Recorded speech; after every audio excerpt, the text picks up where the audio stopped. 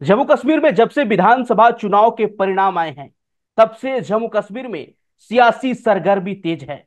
हम लगातार आपको बता रहे हैं कि जम्मू कश्मीर में सत्ता पलट सकती है। यही बात अभिषेक मनु सिंघवी ने सुप्रीम कोर्ट में कह दी है।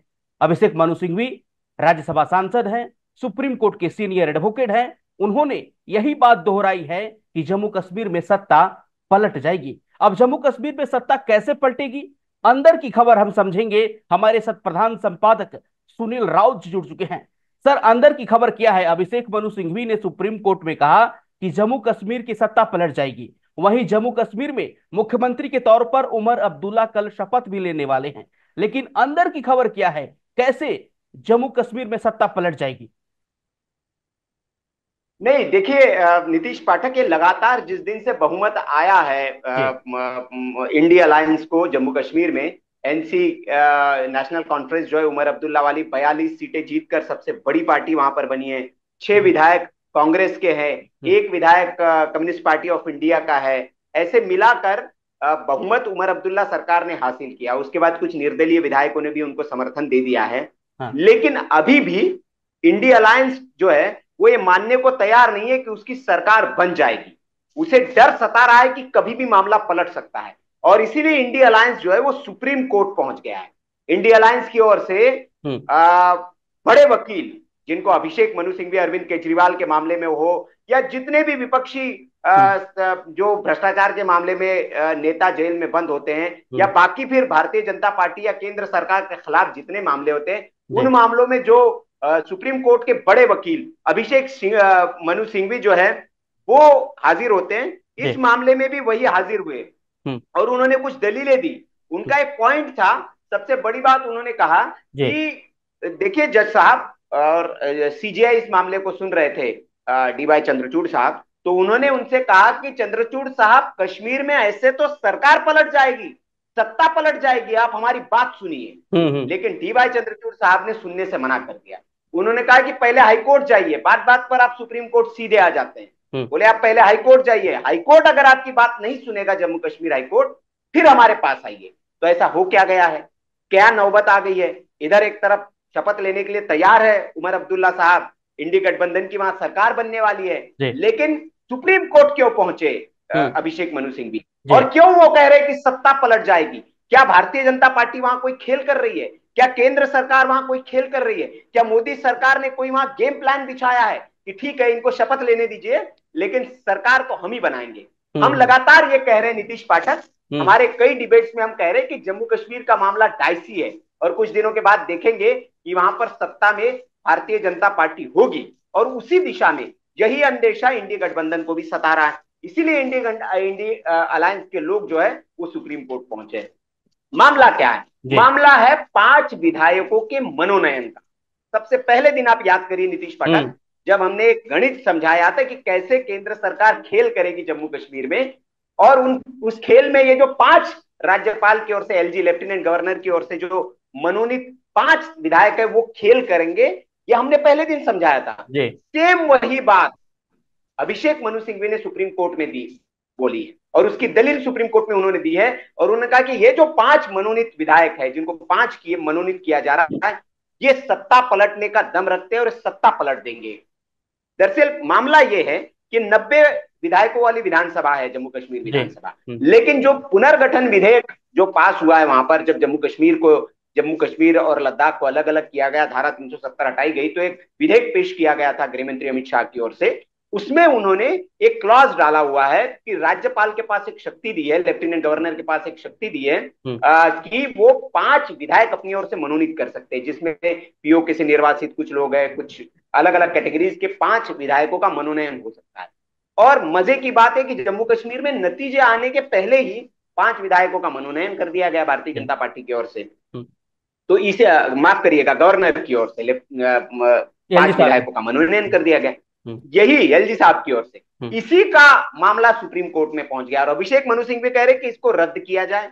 ये हम्म। जो 5 विधायक है, ये विधायक जो है ये सत्ता परिवर्तन कर सकते हैं, सत्ता परिवर्तन में वहां भागीदार हो सकते हैं, और इसीलिए जरूरी है कि इनकी सदस्यता जो है इनको बहाल न किया जाए, क्योंकि इसमें मामला ये भी है कि इनका जो शपथ ग्रहण होगा वो उन्हीं विधायकों के साथ होगा जो निर्वाचित विधायक है। तो इसका भी ये विरोध कर रहे हैं कि निर्वाचित विधायकों के साथ क्यों होगा। तो सबसे मेन मुद्दा है कि ये जो पहुंचे थे, उन्होंने कहा कि इनका मनोनयन जो है वो रद्द किया जाए। जी। 90 विधानसभा वाली विधानसभा में इन 5 विधायकों का कोई काम नहीं है। लेकिन डीवाई चंद्रचूड़ साहब ने दो टूक कह दिया कि भैया आप इसको पहले हाईकोर्ट जाइए, हाईकोर्ट में मामला आप अगर नहीं सुनते हैं, वहां आपकी बात नहीं सुनी जाती है, तब आप हमारे पास आइए। आप सीधे हमारे पास आ जाते हैं। तो लाइव लॉ एक वेबसाइट है, उसकी रिपोर्ट के मुताबिक जो वरिष्ठ वकील है अभिषेक मनु सिंघवी, हम्म। उन्होंने दलील ये दी थी कि एक बुनियादी संरचना का मुद्दा है। उन्होंने हम्म। जो बताया सुप्रीम कोर्ट ने, मैं उसकी बात बता रहा हूं आपको। जी। और आप इसके सहारे चुनाव से मिले जनादेश को रद्द कर सकते हैं। ये उन्होंने बताया कि चुनाव में जो जनादेश मिला है हम लोगों को, उसको रद्द किया जा सकता है। और याचिका पर इस पर फिर जस्टिस संजीव खन्ना ने रिप्लाई देते हुए कहा कि हम जानते हैं कि आप हाईकोर्ट में इस मामले को लेकर जाइए। और उन्होंने आगे कहा कि हमने पहली बार में याचिकाओं पर सुनवाई की है, हम देखते उस पर कई चीजें छूट जाती है। उन्होंने कहा कि जब आप करते कई चीजें छूट जाती है तो आप जाइए वहां पर। फिर इस पर जस्टिस खन्ना की बात पर सिंघवी ने कहा कि मान लीजिए कि 90 सदस्यों वाली विधानसभा है हम्म। और मेरे पास 48 विधायक है, ये बहुमत आंकड़े से 3 ज्यादा है। हम्म। लेकिन अगर एलजी 5 विधायकों को मनोनीत करते हैं तो दूसरी तरफ 47 विधायक हो सकते हैं और ये सिर्फ एक सदस्य रह जाएगा। और आप इस शक्ति का उपयोग करके चुनावी जनादेश को आप रद्द कर सकते हैं। जो गणित हमने समझाया था जी। कि अभी तो 90 विधानसभा है, अभी बहुमत के लिए आपको 46 विधायक चाहिए। हम्म। 45 आधे कर दिए जाए तो 46 विधायकों में आपको बहुमत मिल जाता है। लेकिन जैसे ही 5 विधायकों का मनोनयन हो जाता है तो ये संख्या घटकर बढ़कर 48 हो जाती है। 48 विधायकों की आपको जरूरत होती है हम्म। सरकार बनाने के लिए। तो ये भारतीय जनता पार्टी के पास अभी कुछ मौजूदा विधायक है, 5 विधायक मनोनयन में जोड़ देंगे तो भारतीय जनता पार्टी की स्ट्रेंथ वहां मजबूत हो जाती है। क्योंकि जो मनोनीत विधायक होंगे एलजी करेंगे, तो जाहिर तौर पर है कि एलजी अपनी विचारधारा के लोग या अपनी सरकार के समर्थित लोगों को मनोनीत करेंगे।